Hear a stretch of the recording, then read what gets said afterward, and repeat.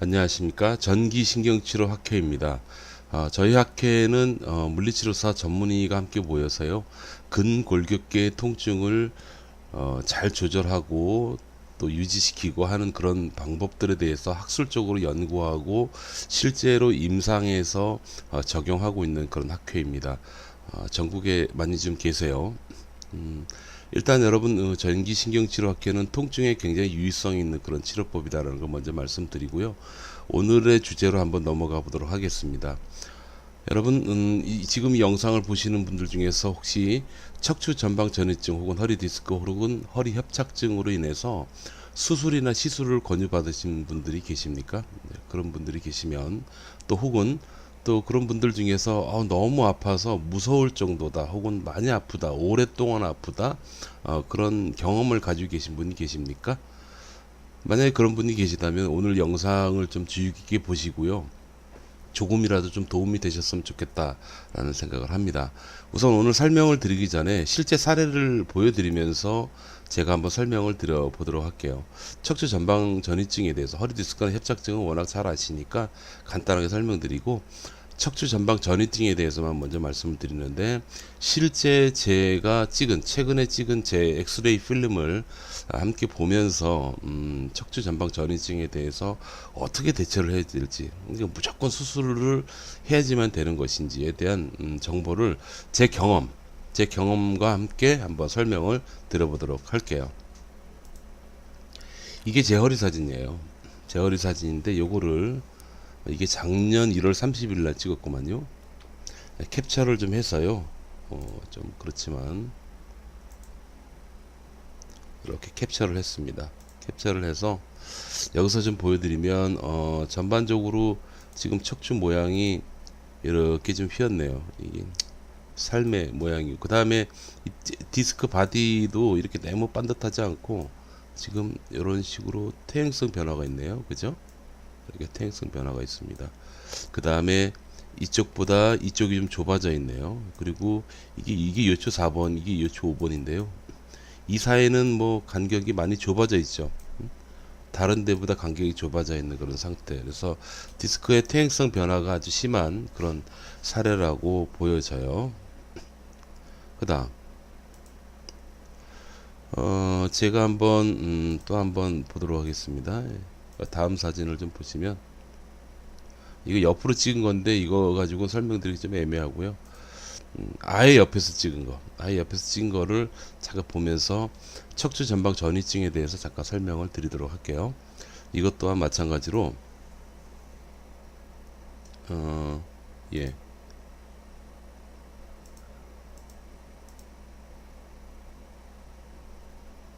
없나? 여기 있구나. 예, 자 이렇게 해서 좀 자세하게 뽑아 놓고요. 이걸 캡처를 하겠습니다. 이렇게 똑같이 캡처를 좀 해볼 거예요. 이게 옆모습인데 옆모습을 보시면 일단은 척추가 휘어 있기 때문에 구조가 좀 이렇게 이쁘진 않아요. 그리고 여기서 보시면 이렇게 내려오다가 보면 점점 뼈가 요 부분이 특히 많이 이렇게 밀려 있는 모습을 볼 수가 있어요. 그죠? 요 구조인데 보통 그거는 요 부분에 크랙이 요 부분에 그 금이 좀 간다든지 살짝 부러지게 되는 거를 척추 분리증이라고 합니다.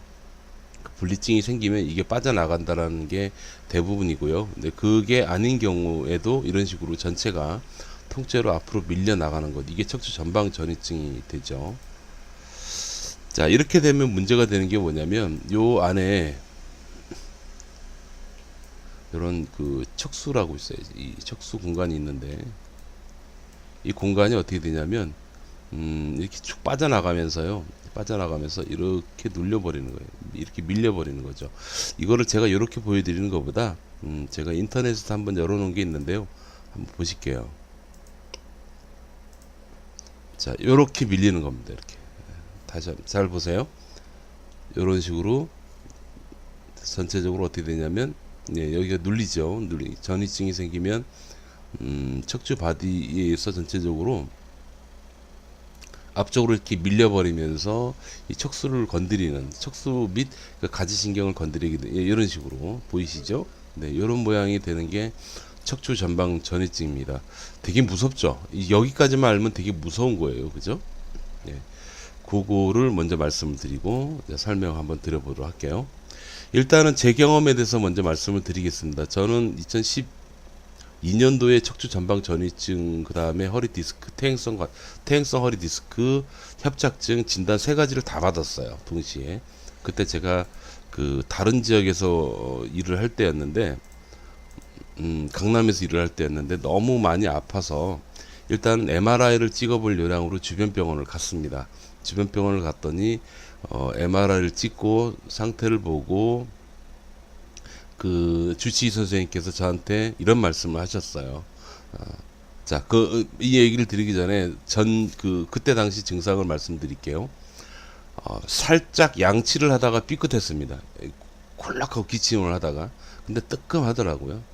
근데 이게 저는 사실 빈번했어요. 그러니까 1년에 한 번씩은 꼭 그렇게 고생을 했습니다. 그런 상태였는데, 그때 당시에는 유독 좀 증상이 달랐던 게, 앉으면 일단 못 일어났어요. 일어나면 엉덩이가 돌아가고, 뒤로 빠지고, 걸을 때마다 우측이었던 걸로 기억을 하는데, 세상에 다리를 질질 끌고 다녀야 될 정도로 그렇게 너무 심해지는 거예요. 그래서 그때 당시에 제가 또 본래 천성이 돌쇠 스타일이라, 그렇게 아프다고 해서 병원 일을 제가 멈추질 않습니다. 그래서 한 초기 한 며칠 정도는 출퇴근을 차로 했거든요. 했는데 운전을 하고 내리려고 그러면 일어나지를 못하는 거예요. 그래서 주차장 밑에서 우리 그 경비하시는 발렛 하시는 그 어른한테 부탁을 드려가지고 제가 부축을 받고 억지로 이렇게 그 차에서 빼낼 정도로 굉장히 많이 아팠어요. 그러니까 아프고 힘을 못 쓰는 거죠. 허리를 못 펴고 돌아가고. 그러니까 모든 증상을 다 가지고 있는 겁니다. 그래서 며칠, 한 2, 3일 그렇게 버텨보다가 일할 때도 앉아서만 일하고 화장실 가고 싶을 땐 저희 직원이 저를 세워져요. 의자에서. 그럼 한참 서서 어느 정도 적응하면 화장실 가서 조심스럽게 허리를 숙이지도 못하고 어떻게 하냐면 소변을 보고, 예. 대변은 비데가 있어야지 보고요. 뭐 그럴 정도였습니다. 네, 그 정도로 많이 심해서 안 되겠다 싶어서요. 그 원장님한테 양해를 구하고 제가 아예 병원에서 숙식을 하면서 일을 했습니다. 그러니까 아예 집을 안 간 거죠. 집을 안 가고 병원에서 일을 하고 병원에서 뜨겁게 저녁에 샤워하고 그리고 자는 거예요. 근데 하루는 병원에서 잠을 자는데 어떤 두려웠던 그런 경험을 말씀을 드리려고 합니다. 발가락이 안 움직이는 거예요. 엄지발가락이. 그러니까 엄지발가락을 올리고 하는 기능이 안 되는 거예요. 그때 너무 두렵더라고요. 근데 그렇게 되면서 세상에 종아리 옆쪽이 터져나갈 듯한 팍 하는 뭔 느낌이 있더니 그 느낌 이후에 어떤 상황이 생겼냐면 다리 힘이 진짜 완전히 빠져가지고 야, 이건 진짜 심각하다라는 생각, 응급실로 119 불러서 가야지 되겠다라고 생각을 하기 전에, 예, 그 생각이 든과 동시에 제가 환자분한테 테스트하는 것 중에 하나가 뒤꿈치를 걸어보게 하는 겁니다. 앞으로 걷게 하고 뒤로 걷게 하는데 안 되는 거예요. 발이 툭툭 떨어지는 거예요. 발 앞꿈치를 들 수가 없는 거죠. 야, 이건 아니다라는 생각을 하고 있었던 상황에서 MRI를 찍으러 간 겁니다, 여러분. 그랬더니 그 MRI를 찍어보고 그 주치의 선생님께서 저한테 말씀을 하셨던 게 당신 이 상태로 계속 있으면 못 걸을 수가 없을 거야. 라는 그런 얘기를. 딴 말은 기억이 안 나고 그 말이 기억이 납니다. 당신 못 걸을 수 없어. 바보돼. 한쪽 다리 완전히 못 써요. 그러니까 응급으로 수술합시다라고 얘기를 하는데 진짜 수술할 생각으로 제가 갔어요. 사실은 그런 얘기가 나오면. 그런데 막상 그 얘기를 들으니까 여간 고민이 되는 게 아니에요. 왜냐하면 사실 제가 환자를 볼 때 저보다도 훨씬 더 증상이 안 좋은 휠체어를 타고 오시는 분들도 제가 치료를 고집을 해가지고 저희 원장님이 참 속상해 하시면서도 그 환자를 치료를 끌고 가서 한 달 정도 보통 지나서 이렇게 세우고 걸어 다니게 하고 운동시키고 정상으로 돌리는 그런 경험이 지금 사실 한두 번이 아니거든요. 나는 환자한테는 수술하지 말라고 얘기해놓고 정작 나는 수술을 마음으로 두고 있다. 이거 진짜 잠깐 고민이 되더라고요. 그리고 일말에 솔직히 양심의 가책도 좀 있었습니다. 남들이 아플 때는 수술하지 말라고 얘기하고 정작 내가 아플 때는 해야지 되겠다고 결심하는 게 너무 좀 그랬어요. 근데 그 갔다 오고 난 다음에 제가 이제 그냥 약 처방을 받았어요. 약 처방을 받고, 그리고 그때 이제 제가 모시고 있던 정형외과 선생님이, 그분도 허리가 좀 많이 아파 보셨던 분이셔서 특별 제조되는 주사가 있다라고 얘기하시고 매일 아침 저녁으로 엉덩이 주사를 맞기 시작했습니다. 맞고 저는 물리치료를 좀 하고, 그다음에 운동을, 어렵지만 정말 힘들게 운동을 시작을 했는데요. 그때 당시 얘기입니다. 그렇게 하고 났는데 서서히 괜찮아지더라고요. 한 달 정도 지나니까. 그리고는 멀쩡해졌어요. 그게 2012년도 얘기입니다. 2012년도에 멀쩡해졌어요. 아프고 MRI 찍고 대략 1개월 정도 지나고 일상생활을 다시 정상적으로 할 수 있는 상황이 된 거죠. 자, 거기까지 먼저 설명드리고, 두 번째, 그 뒷과정이 어떠신지를 제가 좀 말씀을 드릴게요. 그 뒷과정은 어땠냐면 주기적으로 가끔씩 허리가 아픕니다. 주기적으로 아픈데 그 주기가 보통 한 1년에 한 번 정도씩 진짜 아픈 것 같고요. 그 기간이 더 짧아지고 그러지는 않았어요. 그럼 그럴 때마다 제가 했던 게 뭐냐면 병원에서 약 처방을 받아서 약 먹고 주사 맞고, 그 다음에 물리치료를 하고, 이 세 가지 루틴이라 그러는데, 루틴에서 벗어나지 않은 상태에서 꾸준히 치료를 했어요. 그러니까 보통 한 번 아프면 한 달 정도는 고생을 하는데요. 그게 1년 지나면서 점차적으로 그 증상이 완화되고 줄어들면서 아프더라고요. 그러니까 지금 그렇게 됩니다. 그래서 현재 2018년도에는 어떤 상태냐면 멀쩡합니다, 사실은. 그러니까 그때 당시에 한 1년 반 정도 고생했던 것 같아요. 그 정도 고생하고, 그 원인에 대해서 운동이나 여러 가지에 대해서 생각을 하고, 여러 가지, 아무튼 그런 생각을 하고, 여러 가지 방법을 쓰긴 썼습니다. 그래서 그렇게 해서 적극적으로 일단 치료를 했는데요. 자, 지금부터 좀 잠시 좀 말씀을 드릴게요. 여러분, 척추 전방전이증이 있잖아요. 아이고, 척추 전방전이증이 있어요. 그리고 척추 전방전이증이 생깁니다. 척추 전방전이증이 생기게 되면 여러분들은 상식적으로 알아야 될 내용이 이런 내용이죠. 자, 요 부분을 이렇게 삐져나와 있는, 이렇게 튀어나와 있는 부분을, 이렇게 밀려나가 있는 부분을 다시 뒤로 해가지고 뒤에서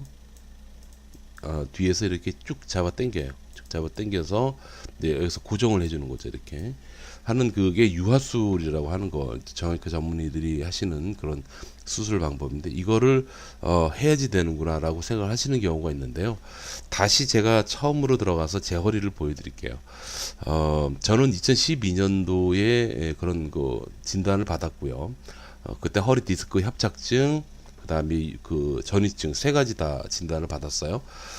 그 상태에서 지금 무려 6년 정도 지났죠. 6년 정도 지났는데 작년 1월 달에 허리 사진 찍었을 때 큰 차이가 안 났어요. 똑같은 거죠, 상태가. 이렇게 보시면 똑같습니다. 뭐 이쁘지도 않아요. 그냥 똑같이 그래요. 예. 그런데 저는 지금 잘 지내고 있습니다.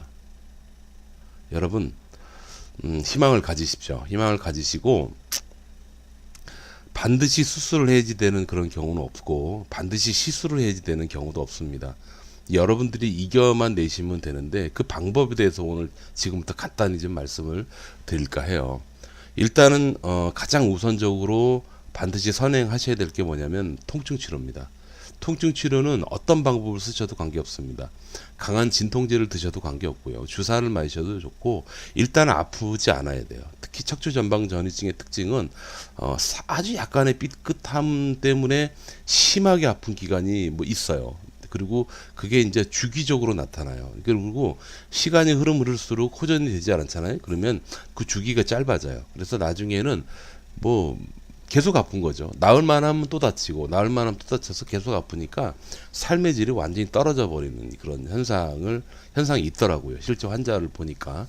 그래서 이게 주기가 너무 짧아지고 도대체 관리가 안 된 분들은 수술하는 걸 저도 솔직히 추천드립니다. 그런데 그게 아니고 현재 척추 전방 전이증 때문에 굉장히 많이 아픈데 통증 관리, 이게 통증 관리를 제대로 안 해보셨다 그러면은 어떤 수단과 방법을 가리지 않고서라도 통증 관리를 하시는 게 중요해요. 그러니까 주사, 약 뭐든지 다 하세요. 예, 그 방법이 돼서 그리고 나서도 안 된다. 그럼 그때는 수술해도 늦지 않아요. 이렇게 통증 조절을 했는데도 불구하고 아픈 주기가 재발 주기가 짧아지고 계속 아프고 그러면 그땐 저는 수술하라고 권해드립니다. 근데 통증을 잘 여러분들이 관리하고 조절만 할 수 있다 그러면 얼마든지 됩니다. 이 사례는 척추 전방 전이증뿐만이 아니고 허리 디스크 혹은 협착증, 퇴행성으로 오는 허리병이 있어요. 그러니까 관절면이 저처럼 이렇게 너덜너덜해지고 디스크가 완전히 퇴행성 변화, 이렇게 납작해진 거, 이렇게 이 부분이죠. 약간 공간이 좀 이런 공간에 비해 좀 좁잖아요. 이런 것처럼 납작해진 그런 경우에도 그 통증 관리만 잘 되신다면 여러분 괜찮습니다. 이건 제 경험입니다. 무조건 자 만약에 이 공간이 좁아졌다 혹은 지금 여기 옆에서 보시 이것처럼 뼈가 한쪽으로 이렇게 약간 튀어나왔다 뭐 이렇게 전방으로 빠졌다 이런 전이증으로 인해서 이 증상이 있는 사람들이 무조건 수술을 해야 된다 그러면은 반대의 가설도 필요합니다. 뭐냐면 이런 사진을 찍었던 이런 모양이 나오면 무조건 다 아파야 돼요. 100%.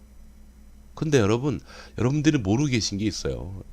나이를 먹고 50대, 60대 되잖아요. 그러면 안 아픈 사람도 사진 찍으면 이 정도는 나와요. 그러니까 전부는 아니지만, 나는 안 아픈데 왜 사진은 이렇게 나오지라고 생각할 수도 있다는 거죠. 그래서 정확한 진단과 수술 처치는 전문의 선생님께서 어떻게 하시냐면 일단 사진을 확인하고 두 번째 여러분들의 증상을 물어보고 증상의 주기를 꼼꼼히 따지실 거예요. 따져가지고 야 이거는 이제 더 이상 안 되겠다. 그러면 그때는 이제 수술을 결정하든지 아니면 아직 좀 버텨볼 만하다. 그러면 약이나 주사로 아마 가시게 될 겁니다. 그러니까 사진상에 이런 모습 진단이 나왔다고 해서 무조건 겁을 내실 필요는 없다. 그리고 미래를 예측하고 지금 앞서서 하실 필요도 없다. 예, 얘는 죽을 병은 아니에요. 사는 데서 삶의 질에 문제가 생기는 거지. 예, 그렇습니다. 그래서 어차피 나중에 당신 엄청 심해져. 그러니까 지금 수술하는 게 나아. 저는 그거 개인적으로 반대입니다. 예, 개인적으로 반대고 암처럼 버티다 나중에 하는 암은 그렇게 하면 안 되죠. 예, 아무튼 제 분야도 아니고 그러기 때문에 함부로 언급 못 드리지만 척추 질환은 저는 일단은 최대한 버틸 때까지 버티고 통증 관리를 해보다가 궁극에 더 이상 안 되겠다. 여러 가지 요인들은 아까 이미 말씀드렸어요. 안 되겠다 싶으면 그때 그 수술에 대해서 결정하시면 어떨까 싶어요. 자, 통증 관리의 여러 가지 방법들 중에서 저는 전기신경치료 학회잖아요. 우리 학회에서는 이 부분에 대해서 상당히 획기적인 치료법을 제시했습니다. 그리고 현재 그 치료를 통해서 많은 환자들이 도움을 받고 있어요. 실제 사례로 최근에도 지금 심지어 제가 근무하는 이 병원에서도 한 4명 정도가 아주 심한 통증으로 현재 치료를 받고 계십니다. 근데 그분들은 100%다 주변에서 다른 병원에서 수술을 안 하면 안 돼라는 그런 얘기를 들으신 분입니다. 그런데 잘 조절을 하고 있고 하고 있는 중이다라는 걸 말씀드리고요. 그 과정은 제가 여기서 이게 뭐냐 이게 보시면 이게 페이스북인데요. 제 페이스북에서 저희 학회 선생님들을 위해서 이게 여기도 보시면 협착증 치료하는 것도 나오고 그러는데요. 라이브로 제가 방송을 하고 있습니다. 방송으로 저희 학회 선생님들을 위해서 제가 보여드리는 건데요. 그 중에 이제 몇 가지 사례를 여기 이분도 협착증하고 전이증이 있는 분이신데 하나씩 제가 한번 보여드리면서 제가 설명을 좀 마저 드려보도록 할게요. 먼저 보실 거는 옛날 영상인데 비교한 영상을 좀 봐주시기 바래요. 예, 왼쪽은 처음에 왔을 때, 그러니까 전이증이 있고 전이증만 있는 분이 전이증이 있는 분인데 처음에 왔을 때 얼굴 좀 보실까요? 이분 얼굴을 좀 볼게요. 잠깐만 이렇게 해서 이렇게 얼굴 한번 보죠. 이렇게 보시면 얼굴 처음 웃잖아. 다리를 들 때 힘을 줘도 못 들어요. 예, 이런 상태였는데 자 오른쪽 보시죠. 오른쪽 보시면 어떻습니까? 잘 들죠? 예. 다시 보세요. 예. 잘 들죠? 예, 이런 결과값이 나오더라고요. 보통 3주 정도 걸립니다. 3주 정도 하면 움직일만 하게끔 만들어 드리는 것까지 가능하고요. 그리고 이제 근본적인 전이증에 대한 증상은 전문의가 계속 관찰할 수 있도록 하는 거. 이게 우리 병원의 특징이 되고 일반적인 전기신경질학회의 특징이 됩니다. 네, 그 다음에 또 뭐가 있나요? 어디 있을까요? 이건 아니고 이것도 아니고 요것도 아니고 네 그냥 이거 하나 보여드리죠. 시간도 많은데 이분 같은 경우인데요. 예. 아무튼 이분도 라이브로 이미 방송을 한 상태이기 때문에 여러분들이 보시면 라이브로 전부를 다 볼 수가 있어요. 화질이 좀 안 좋은데요. 이분은 처음에 왔을 때 다리 드는 거 한번 보시죠. 둘 다 들어보세요. 얘기해봐. 9번분 ERT 내리려고 하니까 했어. 두 개를 올려라고요? 둘 다 한번 들어보세요. 아니 다리 구부리시면 안 되고 자 있죠. 네. 두 개 다 다리 무릎 펴고 둘 다 동시에 한번 올려봐요. 못 올리겠네요. 네. 하면 여기가 아파요. 여기가 네. 여기가 여러분 그 전이증이 있는 환자의 특징은요. 살짝만 삐끗해도 허리를 꼼짝 못해요. 이분도 다리를 못 들어요. 저는 이제 자주 이거 검사를 해보는데 아프신 분들은 자 이분 같은 경우에 치료 다 하고 나서 어떻게 됐나 한번 보시죠. 어떠신가 보고 한번 앉아봐요. 앉아서 움직여 보시고 어떠신가 봐요. 아이고, 기분이 어때요? 선생님 살겠어요. 괜찮죠? 네. 바느타에 넣어봐요.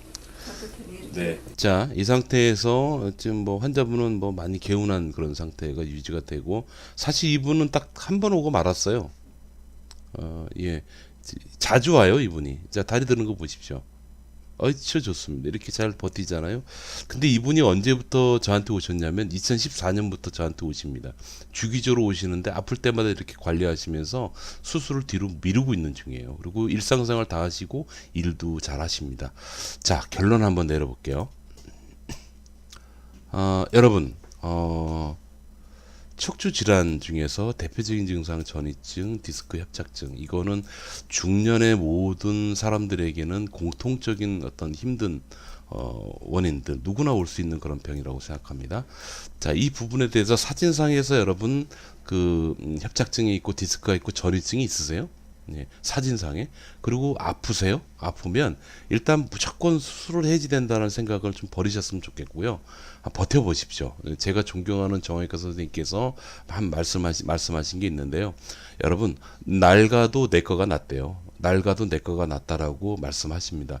그러니까 지금 제가 얘기 드리는 거는 수술이 잘못됐거나 나쁘다는 뜻으로 말씀드리는 건 절대 아닙니다. 왜냐하면 지금 더 핵심을 좀 두고 있는 말은 뭐냐면 수술의 주체가 환자 여러분이라는 거예요.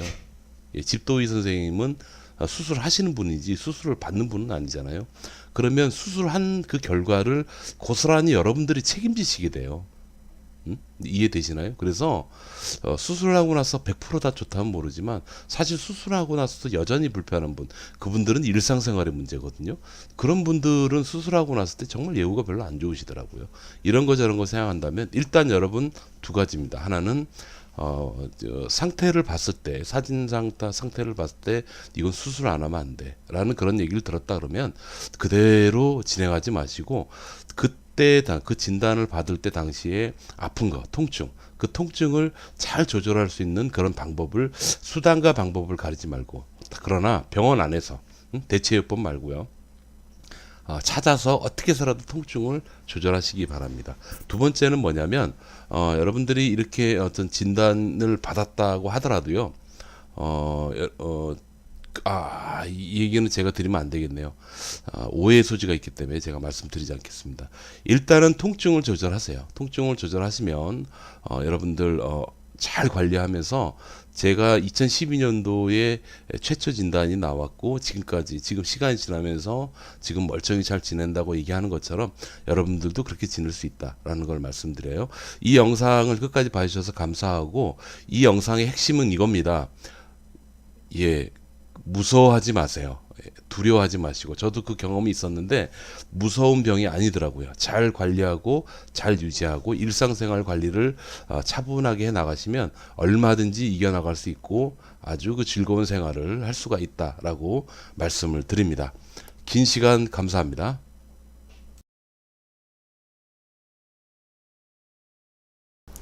지금부터는 전국에 계신 저희 학회 선생님들이 근무하고 계신 병원을 찾을 수 있는 방법, 그 방법을 안내해 드리도록 하겠습니다.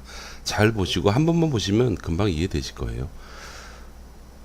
여러분들이 지금 보고 계신 그 유튜브 영상 있죠? 그러니까 제 영상, 제가 올린 영상을 보신다는 가정하에 설명을 드리자면, 여기서 밑에 내려가 보면 제목 밑에 게시자 제목이 있어요. 전기신경치료학회 WCN이라고 있습니다.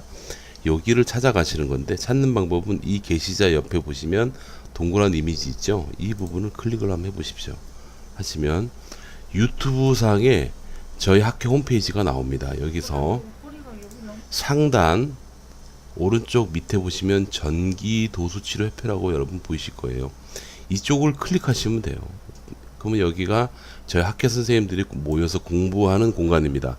이 공간에서 여러분들이 찾으실 거는 뭐냐면, 왼쪽에 보시면 이런 여러 가지 게시판들이 있는데, 게시판 중에서 위에서 세 번째 이 우리 카페 지도 있죠? 이쪽을 클릭하시면 여러분들이 볼 수가 있습니다. 아직 많지는 않습니다. 많지는 않지만 이쪽하고 여러분 계시는 지역, 그 지역에서 가장 가까운 병원을 찾으셔서 방문을 해 보시면 될 거예요. 다만 저희 카페가 본래 폐쇄 카페였기 때문에 아직 누구에게나 다 보여주고 인터넷에 공개가 되지 않습니다. 그래서 여러분들이 간단하게 카페 가입을 하셔야지 됩니다. 간단하게 하시면 돼요. 별거 어렵지 않아요. 가입하시고 난 다음에 그 다음에 등업을 신청해 주셔야 돼요. 등업 신청을 이런 식으로 간단하게 해주시면 돼요. 그냥 등업 신청합니다라고 이렇게 많은 분들이 이제 등업 신청을 해주시는데, 등업 신청을 하고 나면 실시간으로 저희 학회에 자원봉사하시는 선생님들이 등업을 시켜주세요. 그럼 등업이 되고 나면 우리 카페 지도에 들어가서 여러분 보시는 것처럼 이런 식으로 병원을 쉽게 확인할 수가 있습니다. 그렇게 해서 여러분들 가까운 지역의 병원을 찾아서 좋은 결과 있으시길 바랍니다. 여러분 감사합니다. 건강하십시오.